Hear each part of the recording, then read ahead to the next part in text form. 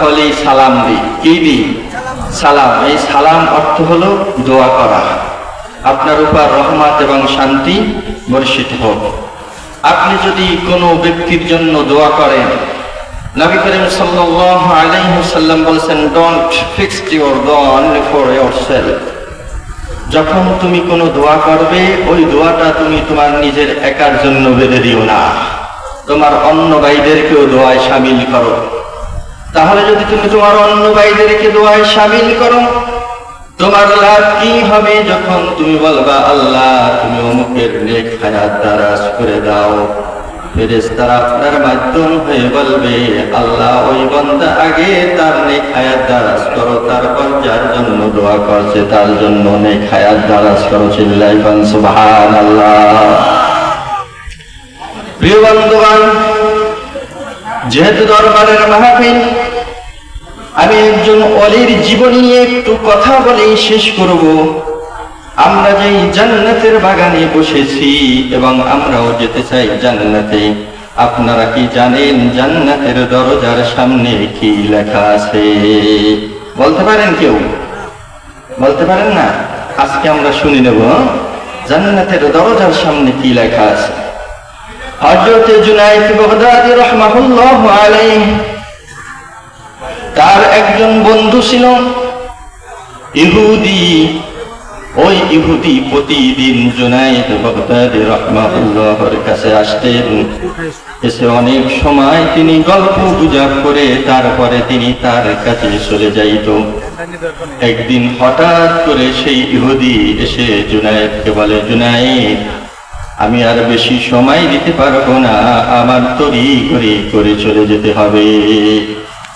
হযরত জুনায়েদ বলেন, কেন বন্ধু তুমি আজকে এত তাড়াহুড়া করো কেন?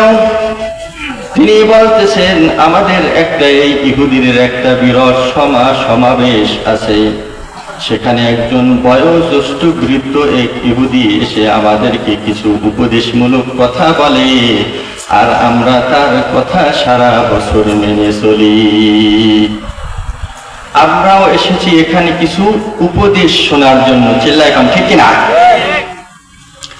এরপরে যখন বললেন,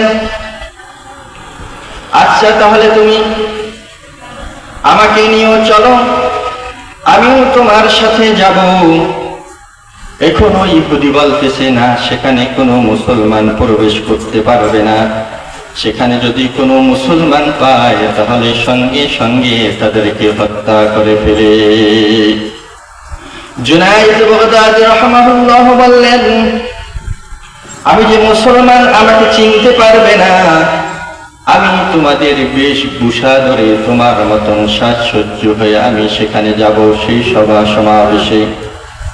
কোনতেই জুনায়েদ বাগদাদী তাকে ছাড়ল না। যখন এইভাবে তিনি জোরাজুরি করতেছে, বলতেছেন আচ্ছা তাহলে চলো, তিনি চলে গেলেন বিশাল এক সমাবেশ। সেখানে যে তিনি বসলেন এইভাবে, আর একটা উঁচু মঞ্চ তৈরি করা হলো। কিছুক্ষণ পর দেখতেছে উঁচু মঞ্চে একটা বয়োজ্যেষ্ঠ বৃদ্ধ তাকে হাতে ধরে সেখানে উঁচু মঞ্চে এসে বসিয়ে দিল।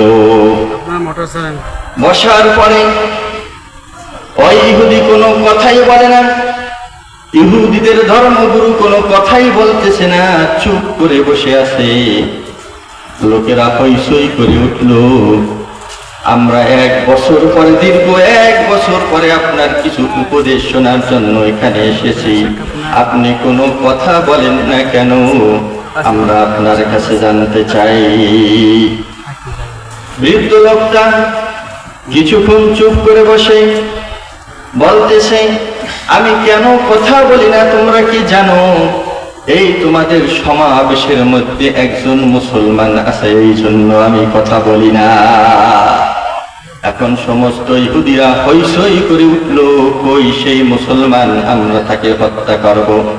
তিনি বললেন, না না না না, খবরদার তাকে হত্যা করিও না, তাকে আমার কাছে নিয়ে আসো। ওই যে সেই মুসলমান, আমার কাছে নিয়ে আসো। তাকে সকলে ধরে তার কাছে নিয়ে এসেছে। আসার পরে আল্লাহর ওলি জুনায়েদ বাগদাদী রাহমাতুল্লাহর কাছে প্রশ্ন করে, তুমি কি জানো না এটা ইহুদিদের সমাবেশ, তুমি কেন এখানে এসেছো? এখানে কোনো মুসলমান আসলেই তাদেরকে হত্যা করা হয়। আসছো কিসের জন্য? জুনায়েদ বাগদাদী রাহমাতুল্লাহ বলেন, আমি এসেছি তোমাদের তামসা দেখার জন্য। আল্লাহু আকবার!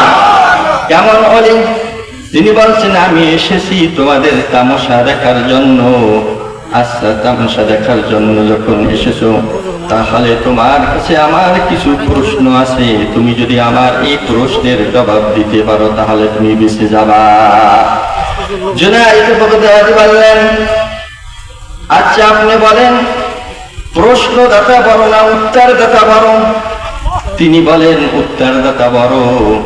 তাহলে তুমি এখন প্রশ্ন করবা আর আমি তার উত্তর দেব। নিশ্চয়ই আমি তোমার চেয়ে বড়। ওই উঁচু মঞ্চ থেকে তুমি নেমে আসো আর আমাকে ওখানে বসার অনুমতি দাও। এই বৃদ্ধ লোক সেখান থেকে নেমে আসলো, জুনায়েদ সেখানে বসে গেল। এখন প্রশ্ন শুরু হয়ে গেছে, জুনায়েদ, ওই জান্নাতের মধ্যে তোমরা বলেছো জান্নাতের মধ্যে মানুষ এত আহার করবে কিন্তু তার পায়খানা প্রস্রাব হবে না, এটা কেমন করে সম্ভব?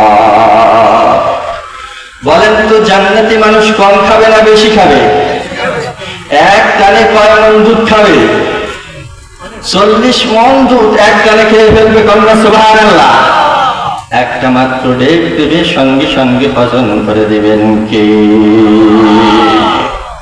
এক নাম্বার প্রশ্ন। দ্বিতীয় প্রশ্ন হলো, তোমরা বলেছো জান্নাতের মধ্যে এমন একটা বৃক্ষ থাকবে, সেই বৃক্ষের ডালপালা প্রত্যেকের বাসি গৃহে গৃহে ছায়া দেবে, এটা কেমন করে সম্ভব? 2 নাম্বার। 3 নাম্বার প্রশ্ন করল, আপনারা বলেছেন জান্নাতের মধ্যে মানুষ এত নিয়ামত খাবে, এত খাওয়া খেতে থাকবে মানুষ, তারপরে ওই নিয়ামতের কোনো কমতি হবে না, এটা কেমন করে সম্ভব? কয় তোমার প্রশ্ন শেষ হয়েছে? কয় হ্যাঁ, প্রশ্ন শেষ হয়েছে। তুমি শোনো, তোমাকে সৃষ্টি করেছেন কে? কয় সৃষ্টি করেছেন আমার রব। তুমি কি ছোট ছিলে না বড় ছিলেন? কয় ছোট্ট ছিলাম, কচি কচি হাঁটতে ছিল, টে টে করে কান্না ছাড়া আমার কোনো উপায় ছিল না। যখন তুমি তোমার মায়ের গর্ভে ছিলে তখন তোমার খানা পিনার দরকার হয়েছিল, কিন্তু তোমাকে আল্লাহ পাক রব্বুল আলামিন তোমার মায়ের নাভির সাথে তার দিয়ে তোমার নাভির সাথে খাওয়াইছে সেই রব। কিন্তু একদিনও তো তুমি তোমার মায়ের পেটে পায়খানা প্রস্রাব করো নাই। করছে? কোনদিন বাচ্চা পায়খানা প্রস্রাব করছে? তাই পাইলাম তোমার 1 নাম্বার প্রশ্ন। 2 নাম্বার প্রশ্ন হলো, এই তামাম পৃথিবীতে সূর্য কয়টা? কয় মাত্র একটা। যখন তামাম পৃথিবীতে সূর্য যখন একটা হয়েছে, ওই পূর্ব আকাশে যখন জল জলে সূর্যটা উঠে, তামাম পৃথিবীর মানুষের সকলের বাসগৃহে তার আলো পড়ে কি পড়ে না? এরপরে বললেন 3 নাম্বার প্রশ্ন, কুরআনুল কারীম।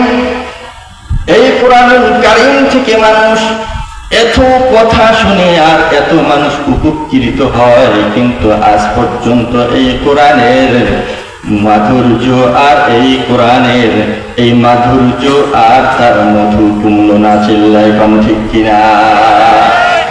এত শুনি তারপরে কোরআনে মাধুর্য কমে নাই, কমছে। যতই পড়ি আর যতই কোরআনের আলোচনা শুনি ততই শুনতে ভালো লাগে। এখন প্রশ্ন করছেন, 3টা প্রশ্নের জবাব তিনি দিয়ে দিয়েছেন। কিয়ামত পর্যন্ত মানুষ এই কোরআনুল কারীম পড়তে থাকবে, কিন্তু কোনোদিন এই কোরআনুল কারীমের মাধুর্য আর মর্যাদা কমবে না।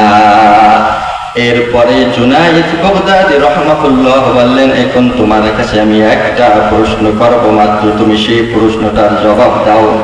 তুমি বলো তো, জান্নাতের দরজায় কি লেখা আছে? ইহুদি এখন চুপ করে বসে রইল। সমস্ত ভক্তবিন্দুরা হইচই করে উঠল। এত প্রশ্ন করলেন, সব তিনি জবাব দিয়ে দিল। আর আপনি আমাদের ধর্মগুরু, আপনার কাছে মাত্র একটা প্রশ্ন করছে, আপনি কেন জবাব দেন না? তিনি বলেন, আমি জবাব দিতে পারি, তোমরা যারা এখানে সবাই বসে আছো সবাই অঙ্গীকার করো আমি যেই জবাব দেব তোমরা তা মেনে নিতে পারবে কিনা। সবাই অঙ্গীকার করলো। এখন বললে, শোনো, বেহেশতের দরজায় লেখা লা